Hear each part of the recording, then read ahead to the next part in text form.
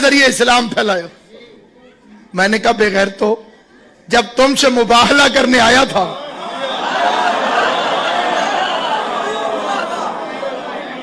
تو کیا اس کے ہاتھ میں تلوار تھی؟ بلکہ اس نے علی کو سب سے پیچھے رکھا.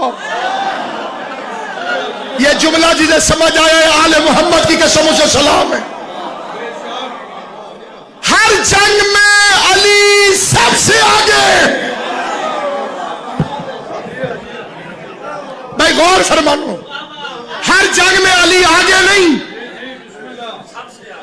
سب سے آگے. یہ سارے حضرات آگے، چوہدری صاحب سب سے آگے. ہر جنگ میں علی سب سے آگے، مباہلہ میں علی سب سے پیچھے. بہادر بندوں کو یہ بات جلدی سمجھ میں آئے گی. اگر علی ہوتا آگے تو مسلمان لکھتا کیسے نہ جیتتے. عیسائی مرہم کے قاتل کو دیکھ کر ڈر گئے.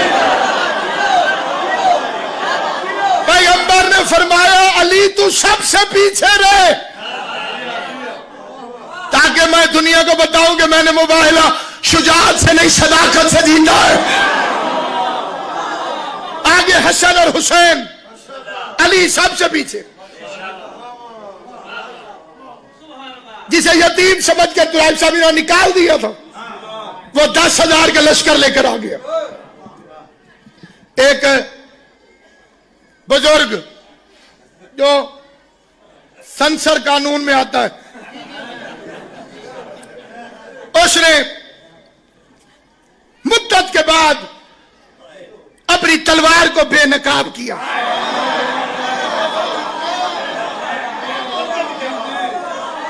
میں نے اس کی تلوار کی زیارت کی ہے، استنبول میں پڑی ہوئی ہے، بالکل نہیں.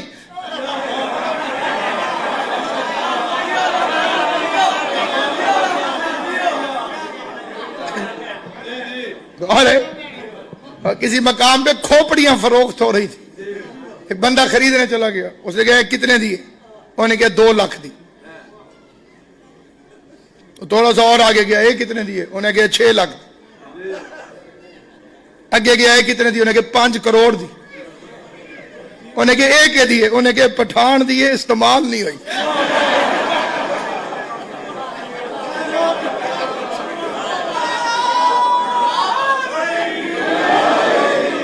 ان کی تلوار تاریخ میں صرف 3 مقامات پہ لکھی ہے، ایک دفعہ بہن پہ، ایک دفعہ رسول کے جنازے پہ، ایک دفعہ فتح مکہ پہ.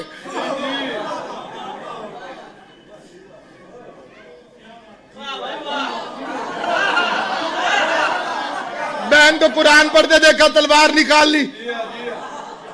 اس نے قرآن پڑھا، دل موم ہو گیا. میں نے ایک مولوی سے پوچھا 7 سال سے یہی قرآن محمد پڑھ رہے تھے.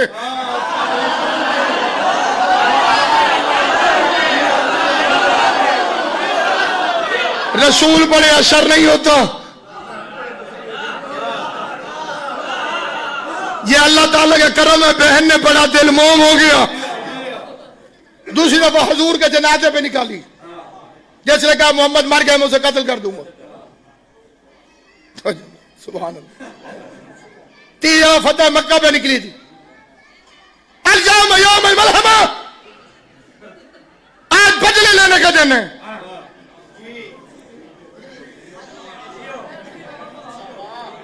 پیغمبر نے منہ پہ ہاتھ رکھ کے فرمایا اليوم یوم المرحمہ، آج معاف کر دینے کا دن ہے. اس اگلے فکرے پہ جو بندہ نہ بولا مجھے بڑی تکلیف ہوگی، کیونکہ آل محمد کی سنت یہ ہے کہ جب دشمن پہ قابو پا لیتے تھے تو معاف کر دیتے تھے. جب دشمن پہ کنٹرول کر لیتے تھے، جب دشمن کو قابو کر لیتے تھے، معاف کر دیتے تھے. آج معاف کر دینے کا دن ہے. اور کہا حضور مکے والے سوئے پڑے ہیں، راتوں رات حملہ کر دیں. فرمایا مکے کے باہر ٹھہرو، اندر نہیں جانا. صاحبان علم تو شریف فرما ہے، میں لفظ کا ذمہ دار ہوں، اندر نہیں جانا. قافلہ باہر رک گیا، 10,000 کا لشکر. رات ہو گئی، کھانا پکنے لگا. روٹیوں کی خوشبو سفر کر کے مکے پہنچی، کیونکہ خوشبو بھی مسافر ہے، خوشبو سفر کرتی ہے، اس لیے مذہب اہل بیت میں عورت کا خوشبو لگا کے گھر سے نکلنا حرام ہے۔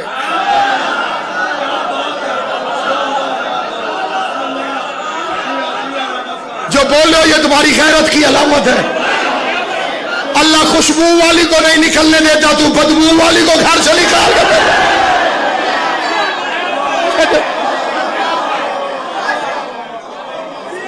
عورت زینت کرے لیکن صرف اپنے شوہر کے لیے، صرف اپنے شوہر کے لیے، اس لیے خوشبو لگا کے نکلے گی، وہ سفر کرے گی، لوگ اس کی طرف متوجہ ہوں گے، غیرت پروردگار گوارا نہیں کرتی۔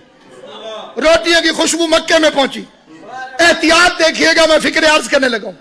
2 بندے مکے میں خواب سے اٹھے، روٹیوں کی خوشبو کے طاقوں میں چلے، پہاڑ کی چوٹی پہ چڑھے، ان میں ایک مسلمان تھا، دوسرا فی الحال کافر تھا۔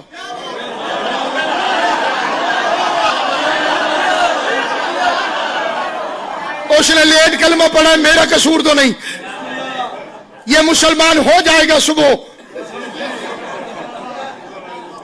لیکن یہ اس کی کفرستان میں آخری رات تھی۔ ایک طرف کافر سردار، چلو سردار کہہ دیتا ہوں کسی کو غصہ نہ چڑھے، دوسری طرف مسلمان، اتفاق سے جو مسلمان تھا اس کا تعلق بنی ہاشم سے تھا، جو کافر تھا وہ بنی امیہ کا راس و رئیس تھا۔ دونوں نے ایک ایک فکرہ کہا جو آج تک 8ویں جماعت کی کتاب میں لکھا ہوا ہے۔ ابو سفیان کی تجربہ کار نگاہوں نے لشکر دیکھا،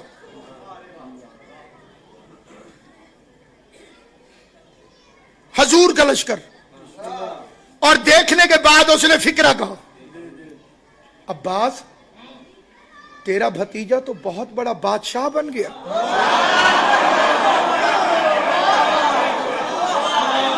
دونوں ہاتھوں سے سلام ہے، تیرا بھتیجا تو بہت بڑا بادشاہ بن گیا۔ یہ کافر کا نظریہ تھا، اور اب مسلمان بولو، خاموش، یہ بادشاہت نہیں نبوت ہے۔ میرا مولا مجھے توفیق دے میں انہیں سمجھا سکوں۔ ایک حکومت سمجھ رہا تھا، دوسرا دین سمجھ رہا تھا۔ کافر کے نزدیک حکومت، مسلمان کے نزدیک دین۔ جس نے کہا نبوت ہے اس نے دین سمجھا، جس نے کہا بادشاہ ہے اس نے حکومت سمجھو۔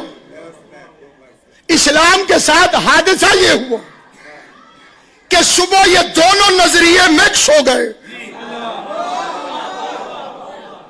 جو بادشاہ سمجھتا تھا اس نے بھی کلمہ پڑھ لیا، گورنمنٹ آف مکہ کا،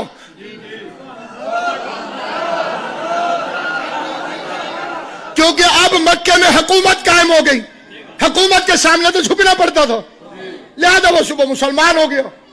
دونوں نظریے مکس ہو گئے۔ اب کیسے پتا چلے کہ وہ کون سے مسلمان ہیں جو حکومت سمجھتے تھے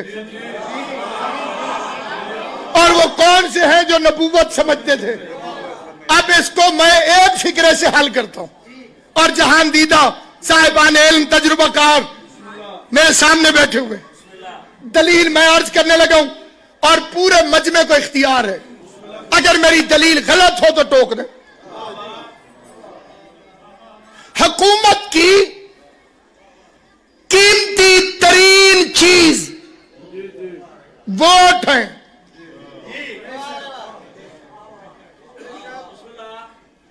زمانہ آنے والا ہے، آپ کو پتہ چل جائے گا، ہوش ہی نہیں، vote vote vote vote vote. ہمارے علاقے والے سردار بھی واپس کوٹھیوں میں آ گئے ہیں۔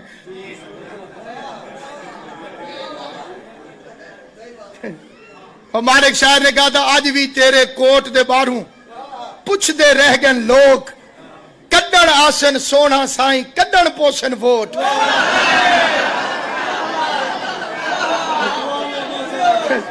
اے سارا عرصہ کتے باہر تے سائیں اندر, ہن کتے اندر تے سائیں باہر.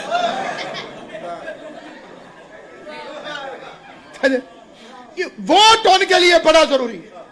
اس کے لیے غیر ملکوں سے بندے آتے ہیں ٹکٹیں بھر کے ووٹ پانے. یہ قیمتی ترین چیز ہے, اس سے قیمتی سیاست والوں کے لیے کوئی چیز نہیں. اور صادق شاہ جی مذہب کی قیمتی ترین چیز جنازہ ہے. اس کے لیے بھی بندے ملک سے باہر سے آتے ہیں. جنازہ پڑھ لوں میں, دشمنی بھی ہو بندے کہتے ہیں جنازہ پڑھ لوں, منہ دیکھ لوں, جنازہ پڑھ لوں. حکومت کی قیمتی چیز ووٹ, دین کی قیمتی چیز جنازہ. رسول کے جنازے میں فیصلہ کرو. جو حکومت سمجھتے تھے وہ سقیفہ میں ووٹ ڈالنا چلے گئے, جو مذہب سمجھتا تھا وہ محمد کے جنازے میں بیٹھا رہو.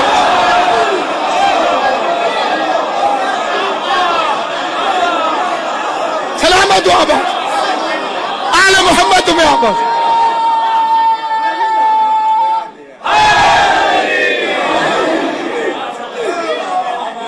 جن کے نزدیک حکومت تھی وہ الیکشن میں گئے.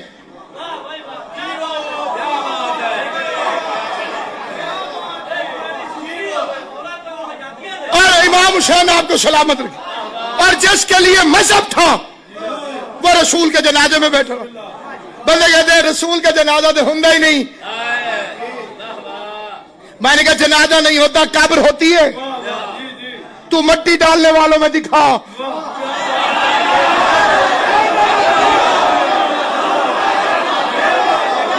اچھا جنازہ نہیں ہوتا غسل ہوتا ہے, تو پانی لانے والوں میں دکھا. اور یہ کوئی رسول کی بدقسمتی نہیں کہ تم نے جنازہ نہیں پڑھا, یہ تمہاری بدقسمتی ہے. پڑھ لیتے تو جنت واجب ہو جائے.